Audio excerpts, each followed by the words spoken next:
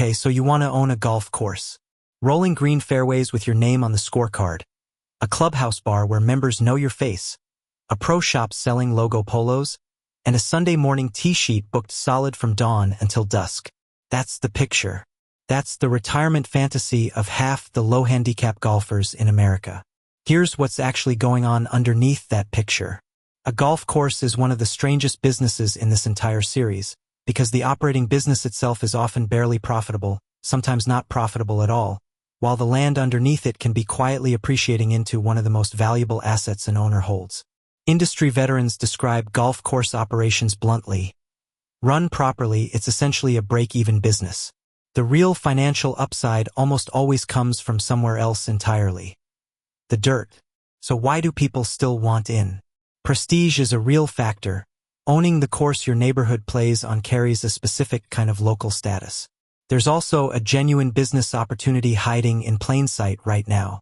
Golf participation just hit a record 47.2 million Americans playing on or off course in a single recent year. On-course participation is up 20% since 2019, and golf course acquisition returns are currently outperforming apartments, retail, and industrial warehouses. That's the appeal. Now let's talk about what it costs to actually do this. The first thing to understand is how wide the range is. A modest 9-hole executive course on cheap rural land can be built for a few $1,000,000. A full 18-hole championship course with an irrigation system, clubhouse, and cart fleet climbs into the tens of millions.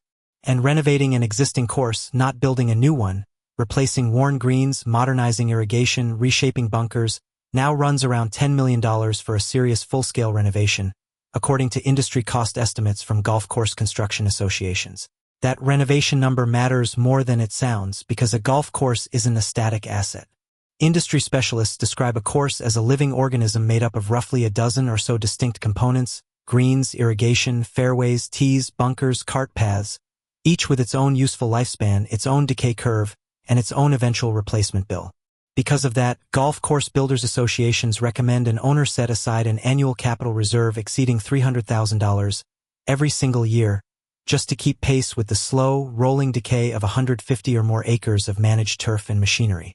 Skip that reserve for a few years, and you're not saving money, you're deferring a bill that gets more expensive the longer it waits. Labor is the next major cost center, and it's risen sharply in recent years.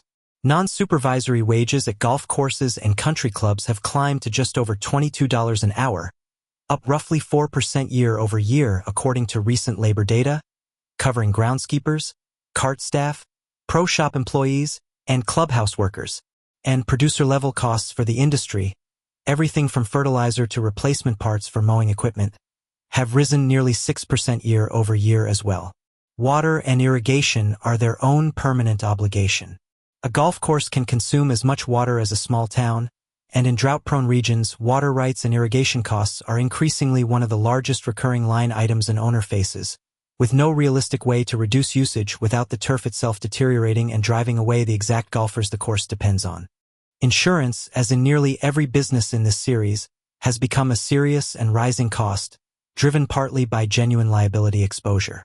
Errant golf balls cause real, expensive damage. One country club was ordered to pay a $5 million settlement after a family's home was struck by more than 600 golf balls over time. A single legal exposure that most people building a course never think to price in until it happens to them. Here's the mechanism that decides whether a course survives. Revenue almost never comes from one single source, and the courses that depend too heavily on any single stream are the ones that struggle first. Membership dues and green fees are the obvious foundation, but tournaments, private events, weddings, and corporate outings are frequently what separates a course that merely survives from one that genuinely thrives. Golf tourism adds another layer entirely. Destinations built around attracting traveling golfers from outside the local market, though leaning too heavily on tourism carries its own risk, since travel demand can evaporate overnight during a downturn or a crisis in a way local membership dues generally don't. Pricing power has been unusually strong recently. Public course green fees have risen about 29% since 2019, tracking closely with broader inflation over the same period, while resort course fees have jumped even harder, up 36%, with more than half of resort courses now charging over $100 a round. Meanwhile, ordinary municipal and daily fee courses, the ones most regular golfers actually play, have risen a more modest 27%, landing at an average of just $41 a round. The lesson embedded in that spread is one this entire series keeps returning to: destination and resort properties with real pricing power extract dramatically more value per customer than ordinary regional operators serving price-sensitive local golfers, even when both are technically selling the same 18 holes of grass. Just like the ranch land appreciation, the casino comp economy, the ski resort real estate, the movie studio's film library, and the theme park land underneath the rides in other versions of this story, the real long-term value in owning a golf course often isn't generated by the golf business at all. It's generated by the land. This is not a subtle industry secret. Financial analysts covering golf course transactions have been explicit about it. While a well-managed course can generate enough operating income to fund its own capital reserves and a modest return, the far larger financial upside typically comes from the raw appreciation of the underlying land over time. That dynamic is exactly why acquisition cap rates on golf properties currently run between roughly 10 and 12%, notably higher than the cap rates on apartment buildings, retail centers, or industrial warehouses in the very same markets.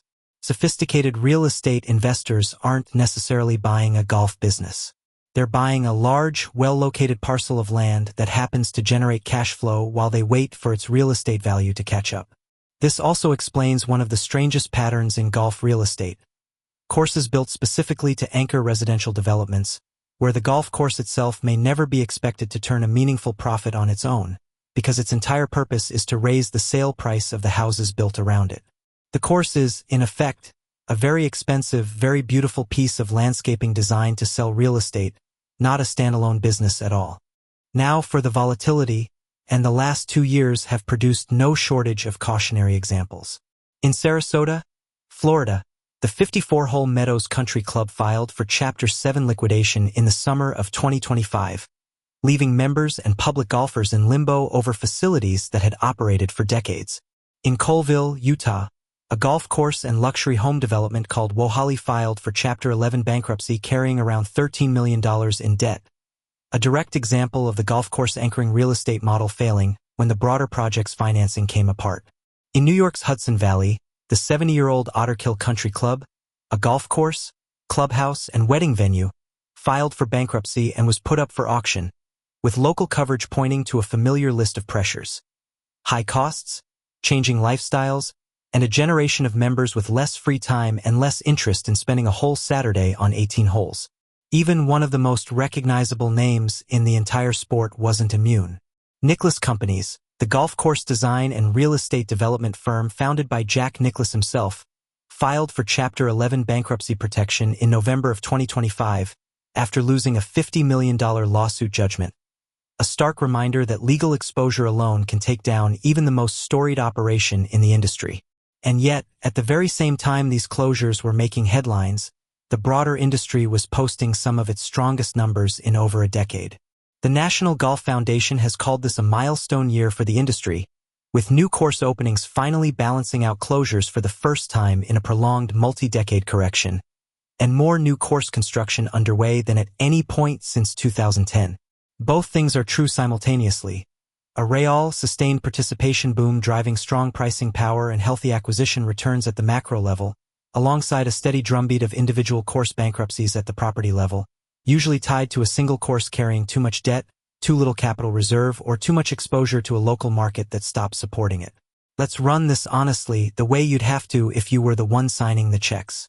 The optimistic case: you acquire a well-located course, ideally one anchoring a residential community or drawing steady tournament, event, and tourism revenue on top of ordinary green fees, at a strong 10 to 12% cap rate in a rising participation environment. You fund your capital reserve properly every year instead of deferring maintenance, your insurance is priced correctly for your actual liability exposure, and your land sits in a market where appreciation alone is doing meaningful work in the background regardless of whether any single season's operating income is spectacular. In this world, the golf course is almost a break-even amenity business sitting on top of a genuinely excellent real estate position, and the land does the real compounding while the fairways simply justify holding onto it. The realistic case: you're running an aging, standalone course with a shrinking local membership base, deferred maintenance because the capital reserve was never properly funded, and a legal or insurance shock you didn't see coming. Your revenue depends too heavily on one source, whether that's a local membership base that's aging out, or tourism dollars that can vanish overnight, or a real estate development around you that stalls before it's finished selling homes. Your fixed costs, insurance, water, and the eventual multimillion-dollar renovation bill don't care that participation nationally is at a record high if your specific local market has stopped supporting your specific course. You end up looking a lot like Meadows Country Club or Otterkill or Wohali, a real, storied piece of property that the operating business itself could no longer justify holding on to. The difference between those two outcomes isn't a rounding error. It's the difference between owning a course where the land is quietly compounding underneath a break-even amenity and owning a course where the land was never going to be worth enough, fast enough, to rescue a business that was losing money every single season it stayed open. And the entire industry sits on that exact divide right now, posting record national participation numbers and genuinely attractive acquisition returns at the same moment a steady stream of individual, storied properties are filing for bankruptcy, because the macro story and the micro story in this business are almost never the same story. So if you still want to own a golf course, understand what you're actually buying. You're not buying a golf business that's going to throw off spectacular annual profits. You're buying a large, often beautifully located piece of land, wrapped in an amenity that costs a genuine fortune to maintain every single year, that may be worth more decades from now simply because of where it sits than because of anything that happens on it between now and then. The golf was never really the business. The ground it's played on was.